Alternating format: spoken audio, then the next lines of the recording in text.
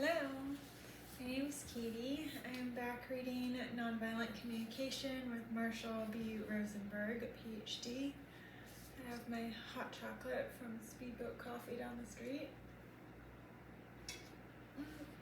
I have been in such a hot chocolate mood lately. Okay, so we are on chapter 4. Identifying and expressing feelings. Let's see. Cool. The first component of NVC is to observe without evaluating. The second component is to express how we are feeling. Psychoanalyst Rollo May suggests that the mature person becomes able to differentiate feelings into as many nuances, strong and passionate experiences, or delicate and sensitive ones, as in the different passages of music in a symphony. For many of us, however, our feelings are, as May would describe, limited like notes in a bugle call. The heavy cost of unexpressed feelings. Our repertoire of words for calling people names is often larger than our vocabulary of words to clearly describe our emotional states. I went through 21 years of American schools, and I can't recall anyone in all that time ever asking me how I felt. Feelings were simply not considered important. What was valued was the right way to think, as defined by those who held positions of rank and authority. We were trained to be other-directed rather than to be in contact with ourselves. We learned to be up in our head wondering, what is it that others think is right for me to say and do? An interaction I had with a teacher when I was about 9 years old demonstrates how alienation from our feelings can begin. I once hid myself in a classroom after school because some boys were waiting outside to beat me up. A teacher spotted me and asked me to leave the school. When I explained I was afraid to go, she declared, "Big boys don't get frightened." A few years later, I received further reinforcement through my participation in athletics. It was typical for coaches to value athletes willing to give it their all and continue playing no matter how much physical pain they were in. I learned the lesson so well, I once continued playing baseball for a month with an untreated broken wrist. At an NVC workshop, a college student spoke about being kept awake by a roommate who played the stereo late at night and loudly. When asked to express what he felt when this happened, the student replied, "I feel that it isn't right to play music so loud at night." I pointed out that when he followed the word feel with the word that, he was expressing an opinion and not revealing his feelings. Asked to try again to express his feelings, he responded, "I feel, when people do something like that, it's a personality disturbance." I explained that this was still an opinion rather than a feeling. He paused thoughtfully and then announced with vehemence, "I have no feelings about it whatsoever." This student obviously had strong feelings. Unfortunately, he didn't know how to become aware of his feelings, let alone express them. This difficulty in identifying and expressing feelings is common, and in my experience, especially so among lawyers, engineers, police officers, corporate managers, and career military personnel, people whose professional codes discourage them from manifesting emotions. For families, the toll is severe when members are unable to communicate emotions. Country singer Reba McEntire wrote a song after her father's death, and it titled it "The Greatest Man I Never Knew." In so doing, she undoubtedly expressed the sentiments of many people who were never able to establish the emotional connection they would have liked with their fathers.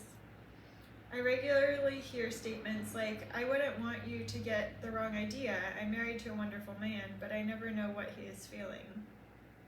One such dissatisfied woman brought her spouse to a workshop, during which she told him, "I feel like I'm married to a wall." The husband did an excellent imitation of a wall. He sat mute and immobile. Exasperated, she turned to me and exclaimed, "See, this is what happens all the time. He sits and says nothing. It's just like living with a wall." "It sounds to me like you are feeling lonely and wanting more emotional contact from your husband," I responded. When she agreed, I tried to show how statements such as, "I feel like I'm living with a wall," are unlikely to bring her feelings and desires to her husband's attention.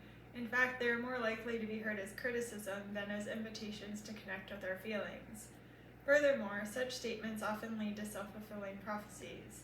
A husband, for example, hears himself criticized for behaving like a wall. He is hurt and discouraged and doesn't respond, therefore confirming his wife's image of him as a wall. The benefits of strengthening our feelings vocabulary are evident not only in intimate relationships, but also in the professional world. I was once hired to consult with members of a technological department of a large Swiss corporation. They were troubled by the discovery that workers in other departments were avoiding them. When asked, employees from other departments responded, "We hate going there to consult with those people. It's like talking to a bunch of machines." The problem abated when I spent time with the members of the technological department, encouraging them to express more of their humanness in their communication with coworkers. In another instance, I was working with hospital administrators who were anxious about a forthcoming meeting with the hospital's physicians. The administrators were eager to have me demonstrate how they might use NVC when approaching the physicians for support for a project that had only recently been turned down by a vote of 17-1. Assuming the voice of an administrator in a role-playing session, I opened with, "I'm feeling frightened to be bringing up this issue." I chose to start this way because I sensed how frightened the administrators were as they prepared to confront the physicians on the topic again. Before I could continue, one of the administrators stopped me to protest. "You're being unrealistic. We would never tell the physicians that we were frightened." When I asked why an admission of fear seemed so impossible, he replied without hesitation, "If we admitted we're frightened, then they would just pick us to pieces." His answer didn't surprise me. I have often heard people say they cannot imagine ever expressing feelings at the workplace. I was pleased to learn, however, that one of the administrators did decide to risk expressing his vulnerability at the dreaded meeting. Departing from his customary manner of appearing strictly logical, rational, and unemotional, he chose to state his feelings together with his reasons for wanting the physicians to change their position. He noticed how differently the physicians responded to him. In the end, he was amazed and relieved when, instead of picking him to pieces, the physicians reversed their previous position and voted 17-1 to support the project instead. This dramatic turnaround helped the administrators realize and appreciate the potential impact of expressing vulnerability even in the workplace. Finally, let me share a personal incident that taught me the effects of hiding our feelings. I was teaching a course in NVC to a group of inner-city students. When I walked into the room the first day, the students, who had been enjoying a lively conversation with each other, became quiet. "Good morning," I greeted. Silence. I felt very uncomfortable, but was afraid to express it. Instead, I proceeded in my most professional manner. "For this class, we will be studying a process of communication that I hope you will find helpful in your relationships at home and with your friends." I continued to present information about NVC, but no one seemed to be listening. One girl, rummaging through her bag, fished out a file and began vigorously filing her nails. Students near the windows glued their faces to the panes as if fascinated by what was going on the street below. I felt increasingly more uncomfortable, yet continued to say nothing about it. Finally, a student who had certainly more courage than I was demonstrating piped up. "You just hate being with black people, don't you?" I was stunned, yet immediately realized how I had contributed to the student's perception by trying to hide my discomfort. "I am feeling nervous," I admitted, "but not because you're black. My feelings have to do with my not knowing anyone here and wanting to be accepted when I came in the room." My expression of vulnerability had a pronounced effect on the students. They started to ask questions about me, to tell me things about themselves, and to express curiosity about NVC. Feeling versus non-feelings.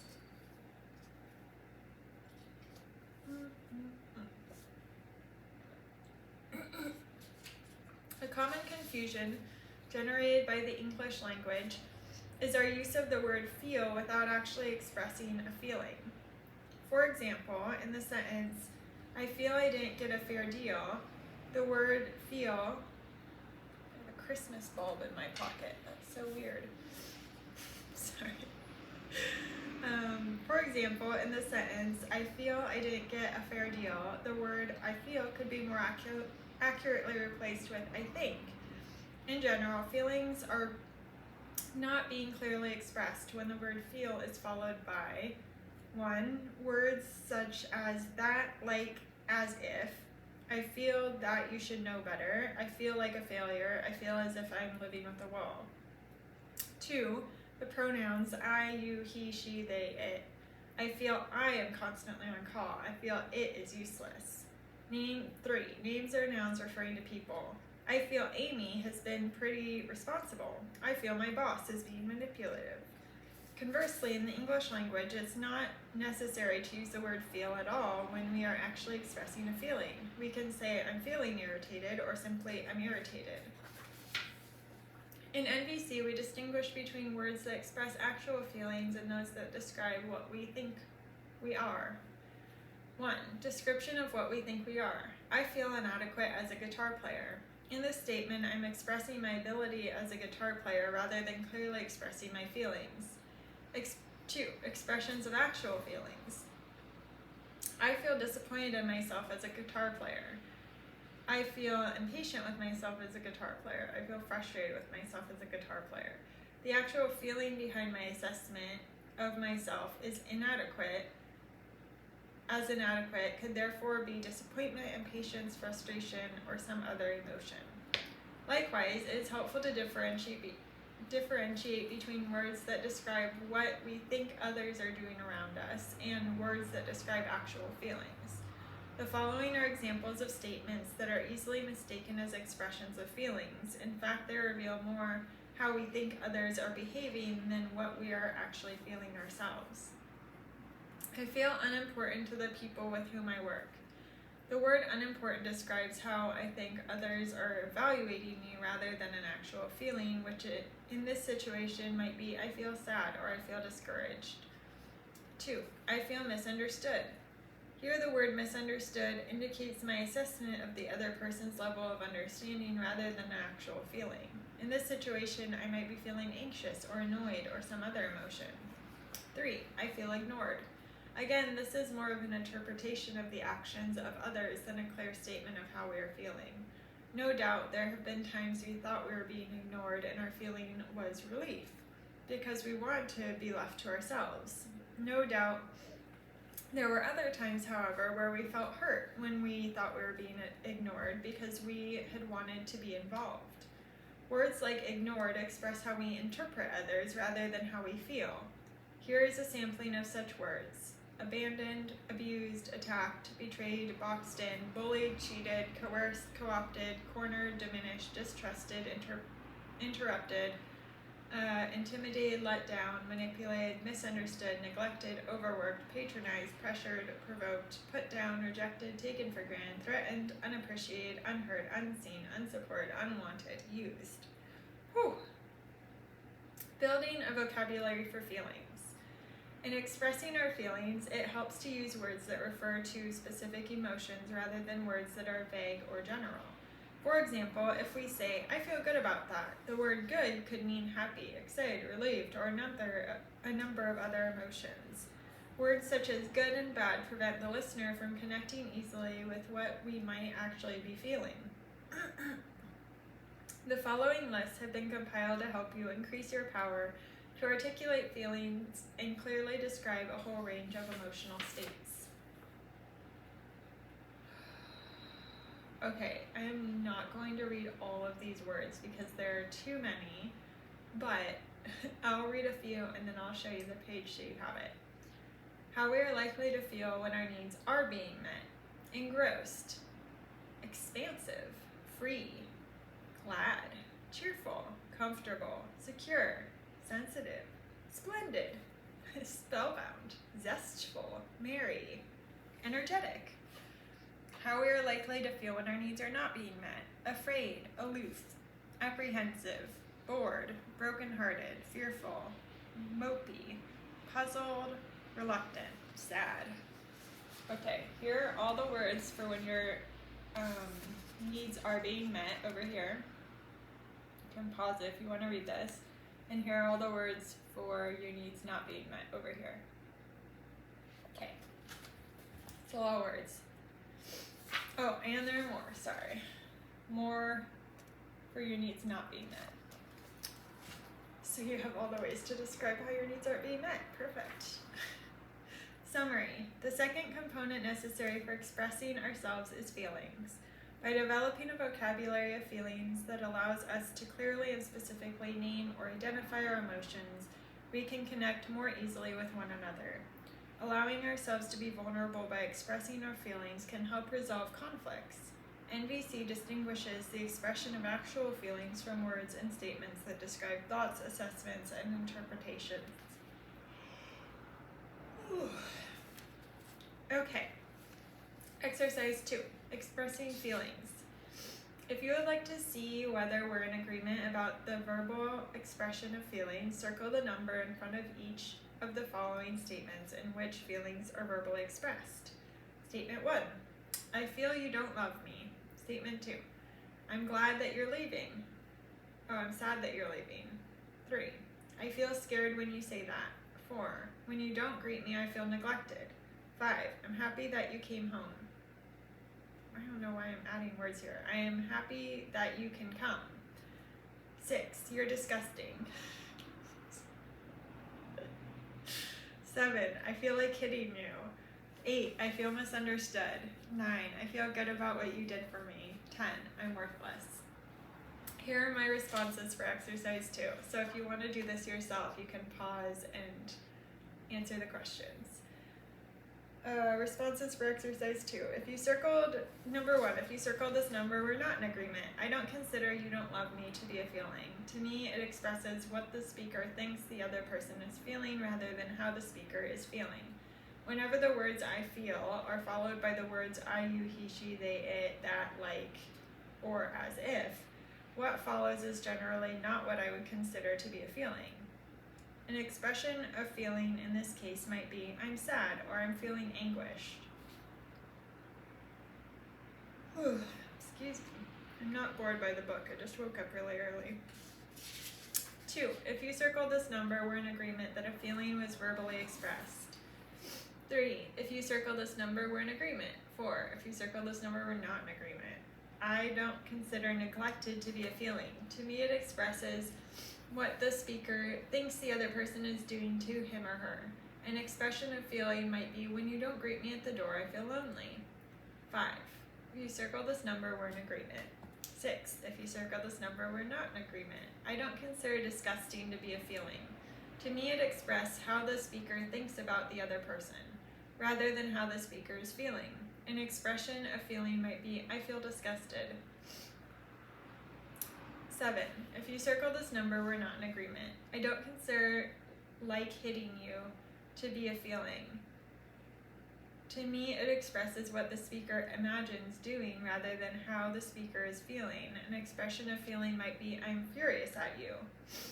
8. If you circle this number, we're not in agreement. I don't consider misunderstood to be a feeling. To me, it expresses what the speaker thinks the other person is doing. An expression of feeling in this case might be, I feel frustrated or I feel discouraged. 9. If you circle this number, we're in agreement that a feeling was verbally expressed. However, the word good is vague when used to convey a feeling. We can usually express our feelings more clearly by using other words, for example, relieved, gratified, or encouraged. 10. If you circle this number, we're not in agreement. I don't consider worthless to be a feeling. To me, it expresses how the speaker thinks about himself or herself rather than how the speaker is feeling. An expression of feeling in this case might be, I feel skeptical about my own talents, or I feel wretched. Okay. Next chapter is chapter 5, taking responsibility for our feelings. Such fun work. Okay, this is Nonviolent Communication. Thank you for being here with me, and I will talk to you next time. Bye.